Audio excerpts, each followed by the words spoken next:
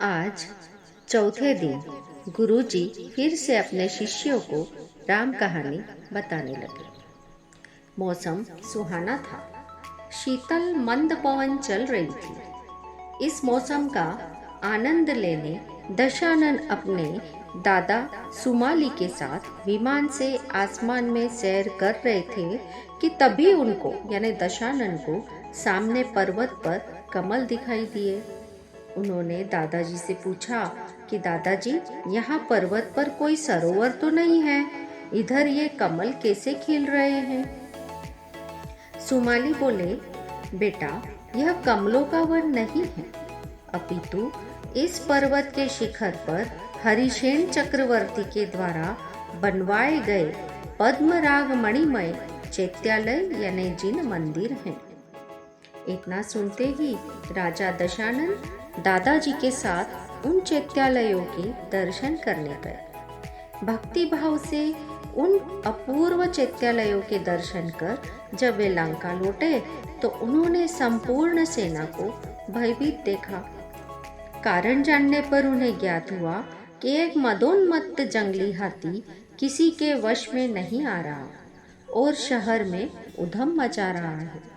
यह सुनकर दशानन धीर गंभीर चाल से हाथी के पास गए और अपनी कुशलता से उस मदमस्त हाथी को क्षण मात्र में अपने वश में कर लिया तथा उसका त्रैलोक्य मंडन नामकरण कर उसे अपनी गजशाला में रख लिया। इसी समय दीनहीन दशा में एक विद्याधर राजा दशानन के पास आकर बोला कि वानरवंशी राजा सूर्यरज व अक्षरज को राजा इंद्र के यम नामक लोकपाल ने बंदी बना लिया है और उन्हें नरक नामक बंदी गृह में डाल दिया है, जहां उन्हें नरक समान ही कष्ट दिए जा रहे हैं।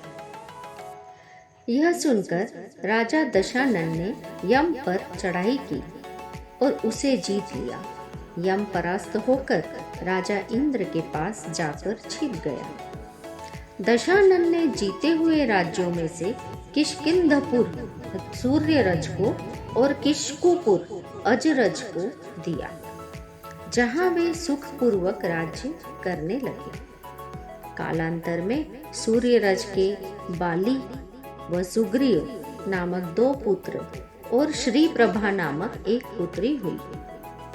राजा अक्षरज के नल व नील नामक 2 पुत्र हुए। सूर्यरज का युवा अवस्था को प्राप्त पुत्र बाली अपने शक्ति मद से चूर दशानन की आज्ञा भंग करने लगा। अतः दशानन ने बाली के पास दूत भेजकर कहलवाया कि तुम सदा से हमारे मित्र रहे हो। हमने तुम्हारे पिता के शत्रु यम को हराकर उन्हें किष्किंधपुर का राज्य दिया, जहां अभी तुम सुख से राज्य कर रहे हो। तुम्हारे और हमारे वंशज बहुत समय से एक दूसरे के मित्र रहे हैं, पर अब तुम उपकार भूलकर हमसे परान्मुख हो गए हो। यह कार्य सज्जनोचित नहीं है। मैं तुम्हारे पिता से अधिक तुमसे स्नेह करूंगा, अतः शीघ्र आकर मुझे प्रणाम करो और अपनी बहन का विवाह हमसे करो। इससे तुम्हें सभी प्रकार की सुख सुविधा मिलेगी। पराक्रम के मद में चूर बाली ने अपने सामने किसी को कुछ न गिनता हुआ लंकाधिपति दशानन से युद्ध के लिए तैयार होने लगा, पर विवेकशील मंत्रियों के समझाने पर युद्ध से विरत हो उसने सोचा कि मैंने प्रतिज्ञा ली हुई है कि मैं जिन देव, गुरु और शास्त्र के अतिरिक्त अन्य किसी को प्रणाम नहीं करूंगा। अतः मैं दशानन को प्रणाम करने वाली बात को स्वीकार नहीं कर सकता और प्रणाम न करने पर वे आक्रमण करेंगे। अब मैं युद्ध भी नहीं चाहता, क्योंकि मेरे मान के कारण व्यर्थ ही हजारों जीवों की मृत्यु होगी। बहुत सोच विचार के पश्चात बाली ने अपना राज्य अपने छोटे भाई सुग्रीव को देकर जिन दीक्षा ले ली। कठिन तपस्या में रत मुनि बाली को अनेकों रिद्धियां प्राप्त हुई। बाली के छोटे भाई सुग्रीव अपनी बहिन दशानन को देकर उनकी अनुमति से वंश परंपरागत राज्य का सुखपूर्वक पालन करने लगे।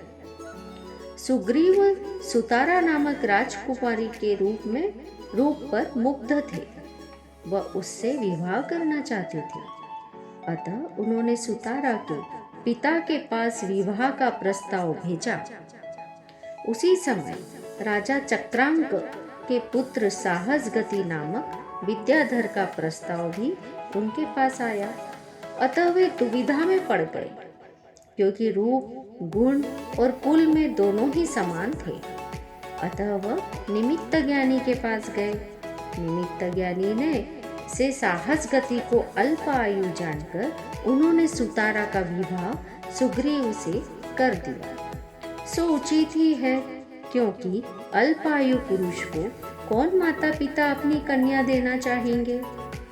सुतारा का विवाह सुग्रीव से होने पर कामांध साहसगति सुतारा को पाने की चाहत में अंधा हुआ सुग्रीव का रूप धारण करने के लिए रूप परिवर्तनी विद्या साधने को उद्यत हुआ, क्योंकि कामांध व्यक्ति क्या नहीं करता। कालांतर में सुग्रीव के सुतारा रानी ने से अंग व अंगद दो पुत्र हुए, जिनकी बाल लीलाओं में सुग्रीव प्रसन्नता पूर्वक अपना समय व्यतीत करने लगे।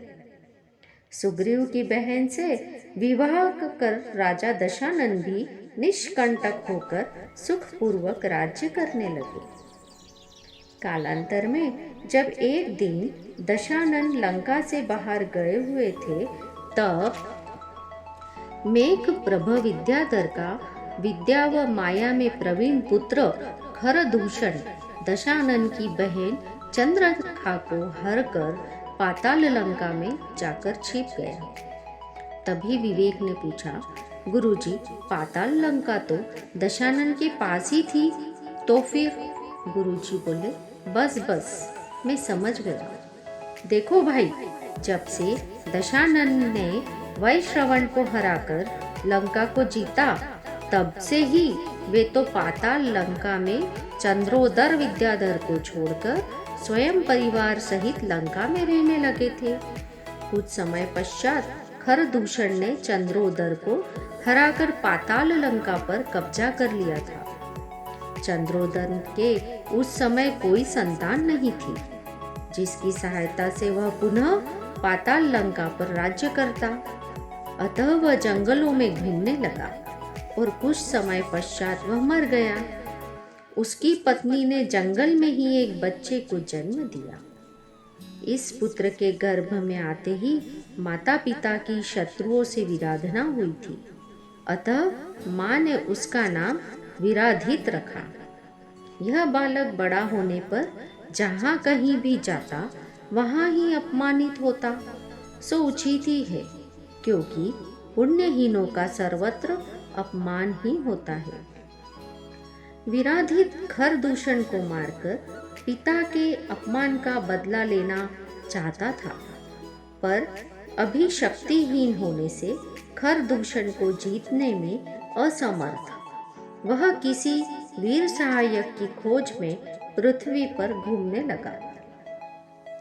खरदूषण भी पाताल लंका में सुरक्षित होकर राज्य करने लगा, क्योंकि वह चंद्रनखा को लेकर पाताल लंका में सुरक्षित था। वह जानता था कि इसमें दशानन का प्रवेश भी संभव नहीं। उधर दशानन को जब बहन की अपहरण की सूचना मिली, तो वे आग बबूला होकर खरदूषण को मारने जाने के लिए उद्यत हुए। तब बुद्धिमती मंदोदरी ने पति से विनम्र होकर कहा कि कन्या का हरण होने से वह दूषित हो गई है, अतः अब उसका किसी और से विवाह तो नहीं कर सकते और खरदूषण को मारने से वह विधवा हो जाएगी। अतः संबंधी होने से उस पर क्रोध करना उचित नहीं है, तथा खरदूषण में कुछ दोष भी नहीं, वह तो 14,000 विद्याधरों का अधिपति है, अत्यंत शक्तिशाली भी है। उसे कई हजार विद्याएं सिद्ध हैं और वह आपके समान ही शक्ति का धारी है, अतः चंद्रनखा के लिए योग्य वर है। यह सब सुनकर दशानन शांत हो गए और उन्होंने खरदूषण के साथ चंद्रनखा का विधिवत विवाह कर दिया। चंद्रनखा के विवाह के पश्चात निश्चिंत होकर दशानन ने अपने पराक्रम से पृथ्वी पर जिन जिन विद्याधरों की कन्याएं रूपवती थी उनके साथ विवाह किया।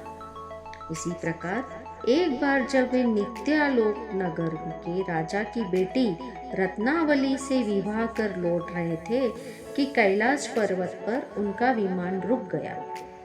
कारण जानने पर उन्हें ज्ञात हुआ कि इस पर्वत पर कोई मुनि तपस्या कर रहे हैं।